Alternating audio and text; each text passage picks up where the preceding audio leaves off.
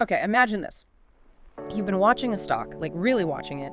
You've done your homework, checked the charts, maybe even talked it over with some folks. All the signals, they're just lining up, screaming buy or maybe sell. You feel it, you know? This is the opportunity. And then, well, you hesitate. You second guess that gut instinct. Maybe something pulls you away, an email, a call, whatever.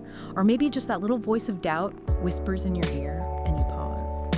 And then you watch, of course.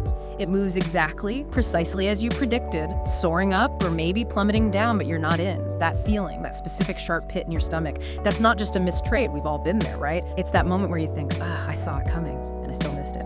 Now, most people talk about FOMO. You know, the fear of missing out. Right, that's the common one. Exactly. And FOMO is usually about being late, jumping on a trend because everyone else is, maybe not even knowing about something hot until it's already run up. But today, we're diving into something, maybe a bit sneakier, a deeper, often way more damaging psychological trap that, honestly, people just don't talk about enough. ROMO. Regret of missing out. ROMO. Yeah. And this deep dive, it isn't just about putting a name to it. Our mission here is to really unpack what ROMO is, why it genuinely hits harder than FOMO, and crucially, how you can actually flip this really powerful, often kind of painful emotion into a genuine advantage in your trading, especially if you're newer to this.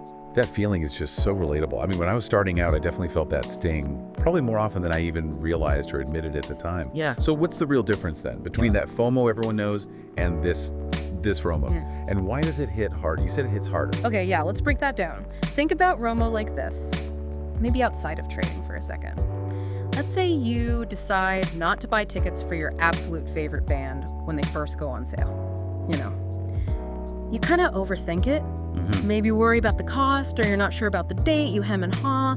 You've got all the info, you know deep down you really want to go, but you just hesitate. Then, boom, weeks later, you see your friends posting amazing videos from this show. It was incredible, tickets are long gone, totally sold out, and you realize you missed it. Not because you didn't know about it. Right, but because you talked yourself out of it. Exactly, you talked yourself out of it. That specific, self-inflicted kind of regret, that's the essence of ROMO. So the core difference is really key here. FOMO, the fear of missing out, it usually comes from something external, right? Ignorance maybe, or just not having the knowledge. It leads to these impulsive moves, buying a stock because it's buzzing, or your buddy mentioned it, even if you have somebody. You're just scared of being left out. Jumping on the bandwagon. Totally, just jumping on the bandwagon. But ROMO, that comes from inside. It bubbles up from deep self-doubt, from the act of actively ignoring your own best signals, your own intuition. Wow. You had the analysis, maybe the conviction was building, you had that gut feeling screaming, this is it, but you didn't pull the trigger. It's about missing the trades you knew deep down were right. It feels like you betrayed your own judgment. So it's less about the market zipping off without you and more about like this internal battle you lost against your own insights. That does sound like a much more personal kind of hurt. Precisely. And that is exactly why it stings more. The research we looked at really emphasizes this ROMO can lead to lasting emotional damage that can sabotage future performance. It's not just, a fleeting darn it or missing a few bucks. No. It's this profound sense that you let yourself down. You question your whole process, your ability, and it's way more common than you might think. Get this, data shows a staggering 68% of traders experience ROMO over ignored early signals. 68%? Wow. Yeah. So this isn't some weird, rare thing. It's hitting the vast majority of traders. If you're feeling this, you are absolutely, definitely not alone. That's 68%. That's really eye-opening. It just hammers home how widespread this is. It's not just a minor annoyance. It's like a major psychological thing impacting most of us. So, okay, if it's about ignoring our own signals, does that mean our gut feelings, our initial instincts are maybe more reliable than we give them credit for? And that leads us straight into this really fascinating paradox, especially for newer traders. When you're just starting out, you often come to the markets with this refreshingly clear view. You don't have years of baggage, the scars from bad trades, the habit of overanalyzing every little wiggle. Right, like your vision isn't clouded yet. Exactly. Your brain hasn't learned all the complex reasons why not yet. You might spot really clear patterns, real opportunities that someone more experienced, bogged down in like 10 different indicators and conflicting theories, might just overthink or completely miss because of their biases or just sheer analysis paralysis. That beginner's intuition, it can actually be surprisingly sharp. It's like having clear vision before all the market noise and the self-doubt start creeping in and messing things up. So are you saying that sometimes getting more educated, learning more strategies can actually backfire, make things worse? Precisely. That's the paradox. As traders learn more, as they immerse themselves in education, more indicators, more complex strategies, more gurus with conflicting advice, they can actually fall right into that analysis paralysis trap. They start seeking too many confirmations. They second guess that initial, often really good instinct. Or they just get totally overwhelmed by all the noise, all the conflicting signals, and this constant hunt for external validation, it just overrides that gut feeling, that clear signal they had right at the start. And this is where that self-doubt really sinks its teeth in. It's identified as the absolute core cause of ROMO. Ignoring personal intuition and self-doubt, it really suggests your intuition counts a lot. It's about learning to actually validate those early nudges. Okay, that's a really crucial point, especially for anyone just starting out. We spend all this time trying to learn the new fancy indicator or the perfect system, but you're saying sometimes maybe that first gut reaction before we start layering on all the complexity and doubt might actually be our best guide. So if our intuition is that powerful, what's the real cost of not listening? What happens when we keep ignoring that inner voice, letting ROMO fester and take hold? Right, and this is where the damage really starts to snowball. When you've known a trade was right, really known it, and you stood aside and missed it, it primes you, it sets you up for what some call the overconfidence trap next time. Overconfidence. How does regret lead to overconfidence? Well, it's sort of a reaction. The next time a similar setup appears, you might overcompensate. You're not just trying to execute a good trade anymore. You're subconsciously trying to prove to yourself that you can act, that you won't chicken out again, that you won't miss out this time. Let me paint a picture, maybe make it clearer.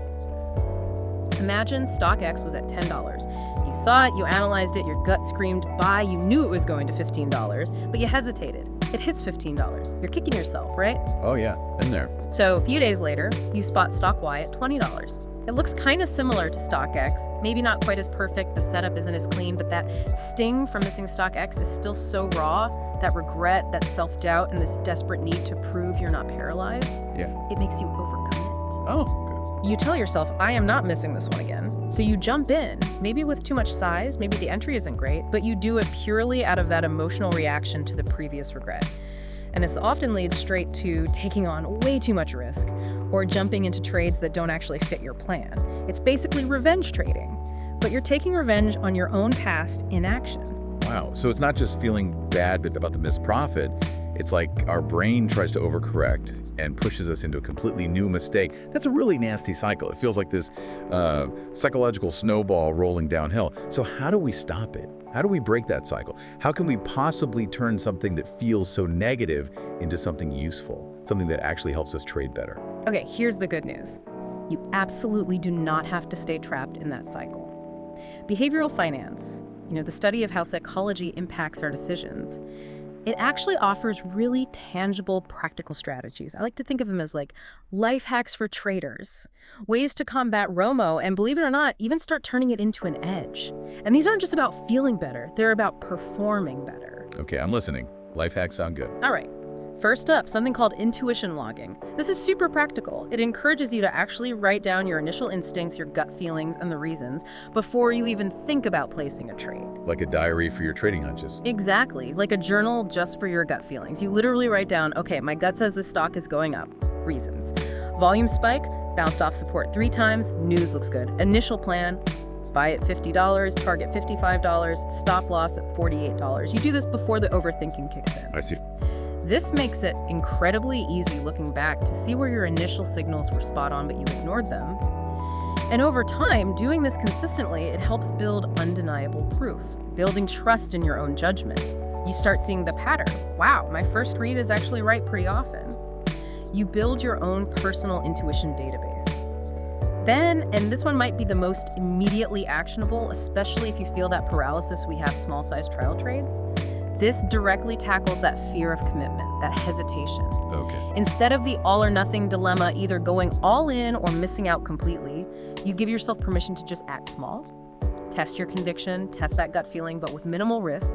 Use very small capital or position sizes. Like dipping a toe in the water. Exactly, like dipping a toe in the water before you decide to jump in. You get the psychological win of acting on your intuition. You gather real market feedback on your read, but without the crushing fear of a big potential loss.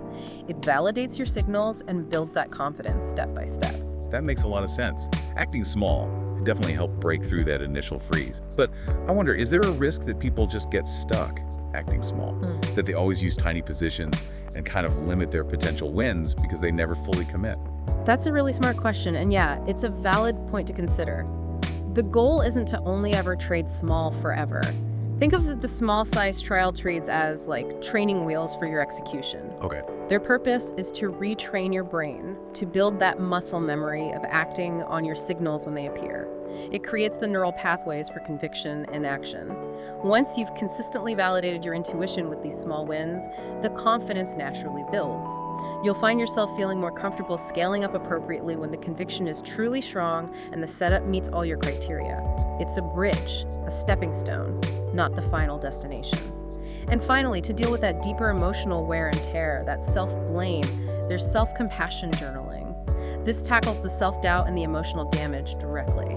Self-compassion, how does that work in trading? It's about consciously reflecting on your struggles, your mistakes, your regrets, like those ROMO moments, but doing it with kindness and understanding rather than self-criticism. Think about how you'd talk to a friend who made the same mistake. You probably wouldn't tear them down, right? No, probably not. So you apply that same empathy to yourself. Acknowledge the frustration, the regret, but treat yourself kindly. This practice fosters emotional healing, builds resilience, and actually helps reframe those negative experiences as learning opportunities instead of reasons to beat yourself up. And remember that 68% ROMO is universal. You're not weak or inadequate for feeling it. Connecting with other traders, maybe in a community who get it, that can be incredibly validating too. These are really practical tools, especially at the small-sized trial trades. It feels like it directly hits that paralysis, that feeling of knowing something but just being unable to click the button. So the ultimate goal here isn't just about feeling less bad, is it? It's actually about using this painful regret to gain some kind of trading edge. Exactly right. That's the ultimate transformation. The goal is to take the negative emotional weight of ROMO and turn it into a positive force, a true trading edge. It's about improving your overall performance, your decision-making, your mindset. It's about converting that sting of regret into concrete data points that fuel your growth as a trader. So let's bring it all home. If you take away just 3 things from this deep dive today, let them be these. First, ROMO is normal. It's universal. Remember that 68% statistic. Feeling this doesn't mean you're doing something wrong. It means you're a trader. We're definitely not alone. Second, your intuition matters, especially when you're newer. Learn to tune into and trust those initial signals, those gut feelings, before the layers of overthinking and doubt pile on. Learn to validate them. And third, maybe most practically, small actions beat big regrets. Test your ideas, test your conviction with minimal risk using those small-sized trial trades. It's the safest way to build that crucial bridge between knowing and doing, building confidence one small step at a time. Remember, fundamentally, ROMO isn't a sign you failed, it's actually valuable data. It's your brain highlighting moments where your intuition was likely correct, but your execution, your action, or maybe your inaction didn't align. By understanding this, by applying these strategies, logging your intuition, taking those small validating steps, practicing self-compassion, you can genuinely transform moments of regret into powerful learning opportunities. You build discipline, you build confidence, and ultimately you forge a stronger, more resilient trading mindset. Really fascinating when you put it like that. The very thing, ROMO, that can cause so much frustration and pain can actually be repurposed. It makes you wonder, what if those moments you regret the most, the ones that really sting, are actually your most accurate compass pointing toward future success? And hey, if you're listening and feeling the sting of ROMO and you want to explore these strategies even more, we really recommend checking out the full blog post. It's titled ROMO, Turning Trading Regret into Edge.